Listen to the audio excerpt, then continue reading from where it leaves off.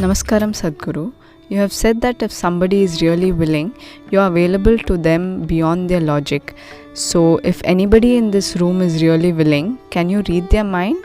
Or say I am in Shimla and thinking about you and really willing that, yes, please initiate me or guide me. Will you know about it? So, can I read your mind? I don't waste my time reading people's mind because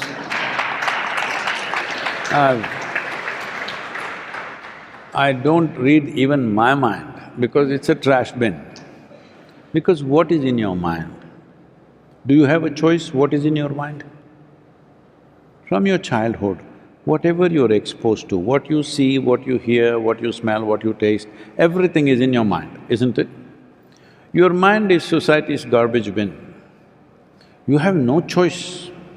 If this person speaks, I will take it. If this person speaks, I will not take it. Do you have such a choice? If I abuse you, you will remember it much more than if I say nice things to you, yes or no? Hello? So, it is a trash can, it gets everything.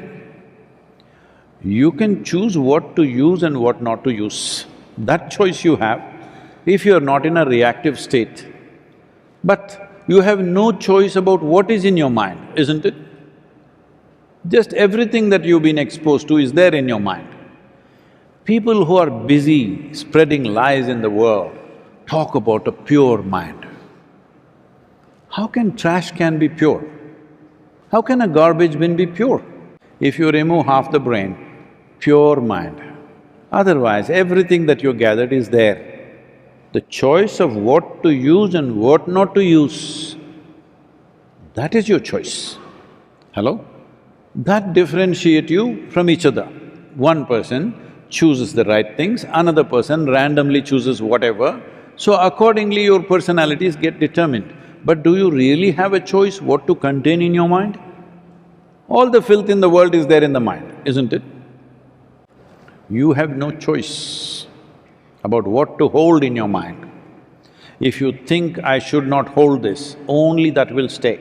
Right now as an experiment, all of you, just close your eyes, 10 seconds, you should not think about a monkey, okay? No monkeys for 10 seconds. Only monkeys, isn't it? So I'm saying you don't have a choice. Everything that's good and bad and nonsense, everything that's come your way is in your mind. You cannot choose. You cannot choose what to hold. You can only choose what to use. That choice also many people have lost. So don't talk about reading your mind. I don't want to walk through all that filth.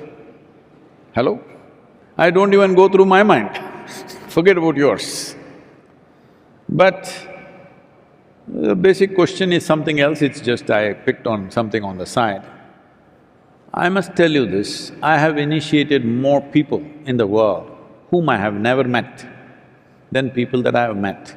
I have met a few million people, but I've initiated many times more people who have never met, they have never seen me, they have never know anything about me. Just if they were in a moment of absolute willingness, we won't miss the chance. So, what absolute willingness means is, you are conscious and you have no will of your own, you are simply here. If you are like that in Shimla, doesn't matter. You are Shimla or North Pole, it doesn't matter because consciousness has no distance. You are talking about being in the same room, this is only the problem of the body. Your body is there, my body is here. It's very clear. This is my body, that's your body. This is my mind, that's your mind. Clear.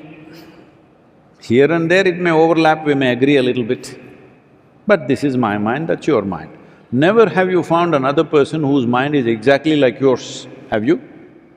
So you thought when you were in love. But the moment you got married, you realized they have their own mind. Hello? No, you're a young girl, you don't know probably. It will happen. So this is my mind, this is my body, that is your body, that is your mind. These things are right now, at least for now, distinctly separate. But I want you to understand, there is no such thing as my life and your life. You hold a little bit of the same thing, I hold a little bit of the same thing. It's like in Simla, you grew up in Simla? In Simla, do you blow soap bubbles when you were in school or something? You did. Suppose you and me, today we have a soap bubble competition. You and me going to blow soap bubbles. My bubble is this big, yours is this much. So I say, see, look at this big bubble is my bubble. Hook, it went. Then I don't say this is my air, that is your air. When the bubble is holding, this is my bubble, that's your bubble. Just like that, this is my body, that's your body. Right now. The moment it breaks, there is no such thing as my life and your life. It's one life.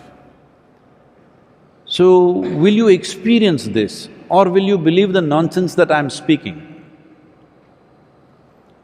This is the only question. If you experience it, after that, I don't have to tell you, be nice to the person who is sitting next to you, don't rob them, don't kill them, don't do this, don't do that. Would you need it? Did anybody tell you this little finger is a helpless little finger, don't cut it, don't chop it, don't hammer it? Did anybody tell you? Why you're taking care of it? Because you experience this as a part of myself. If you experience all life as part of myself, then nothing would be needed. Everywhere it's connected. So I'm saying, in Simla or wherever you want, if you simply sit there, not as a man, not as a woman, not as a person, just as life, we are always waiting. You must do some inner engineering. There's a program called inner engineering. We can do one thing, only if you're committed, because we don't want to offer this to people who don't value this, because this is a tremendous tool. Millions of lives have been transformed with this. There is a 7-day online session. In all languages it's there. In English, it's in my voice, in other languages it's dubbed. Simple 7 steps that you take to undo your mind. Then there is a simple practice which has to be done more directly, which is called as Shambhavi Mahamudra.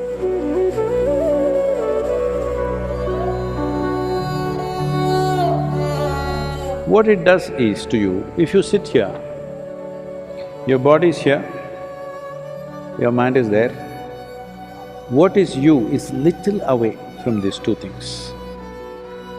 Is it true that you gathered this body over a period of time? Hello? You gathered it. Is it true you also gathered the content of your mind? Yes. What you gather can be yours, can never ever be you, isn't it? Suddenly if I pick up this vessel and say, this is my vessel, you will think, Sadhguru has some problem, but everybody says he is wise, let us listen some more. After some time I will say, this is me, then you'll say, let's go. The moment I say this is me, you know this is a case. But this is happening to you every day. Food comes in your plate, you say, this is my food. You eat it and then you say, this is me. It's a case, isn't it? Hello? Hello? Case or no? The moment you believe what is not you as yourself, then you are on the pitch of madness. Your only comfort right now is, everybody is like this only. That's how it is in a madhouse. Only a doctor is crazy in the mental asylum, you know, others are all normal only. Yes. I'm saying, suppose you take these 2 fingers and start poking your eyeballs, we would think there is some ailment, isn't it? Hello? Yes or no? If you start hurting yourself, every day you take the sharpness of your mind and keep poking yourself, is there an ailment or no? That's all. If you are causing any suffering to yourself, that is the case. But everybody is like that only. That is the advantage right now. That is a cover-up. Everybody being like that doesn't make it normal. Hello? No, I don't think that's normal. So if your normal life, even for one moment, will get you in Shimla. And what is that? 99,999. What is the frequency? No, without that frequency, we'll get you on the 100. Thank you very much.